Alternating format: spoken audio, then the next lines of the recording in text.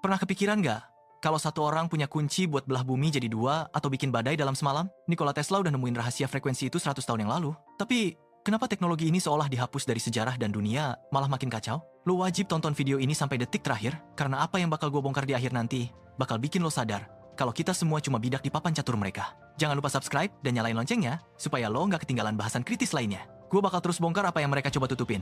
Tonton sampai habis, kalau lo berani lihat kenyataannya, kita bahas. Teleforce. Media zaman dulu nyebut ini Death Ray. Tapi Tesla bikin ini demi perdamaian abadi. Logikanya jenius. Kalau tiap negara punya tembok energi yang bisa jatuhin, 10.000 pesawat dari jarak ratusan mil, nggak akan ada lagi yang berani nyerang. Perang bakal punah. Tapi apa yang terjadi? Begitu Tesla wafat tahun 1943, FBI langsung sita semua dokumennya. Katanya tidak berguna, omong kosong. Coba lo lihat senjata energi modern. Directed Energy Weapons, yang mulai dipamerin militer sekarang. Mereka nggak bohong idenya. Mereka cuma monopoli teknologinya, supaya cuma mereka yang bisa megang pistol di planet ini. Tesla mau kita aman, mereka mau kita takut. Gue tegaskan konten ini dibuat untuk tujuan edukasi dan pembahasan teori kritis berdasarkan catatan sejarah Nikola Tesla. Kebijakan penonton sangat diperlukan.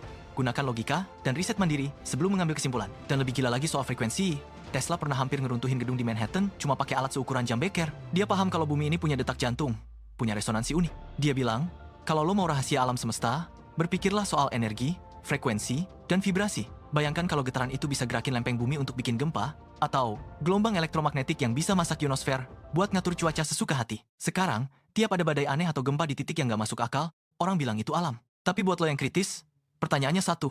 Ini murni alam, atau ada tangan-tangan gelap yang lagi mainin remote control peninggalan Tesla untuk agenda geoengineering? Tesla mati miskin, sendirian di kamar hotel.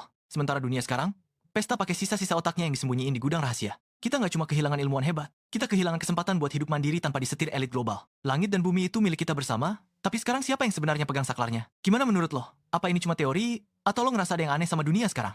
Tulis pendapat lo di kolom komentar, kita debat sehat di sana.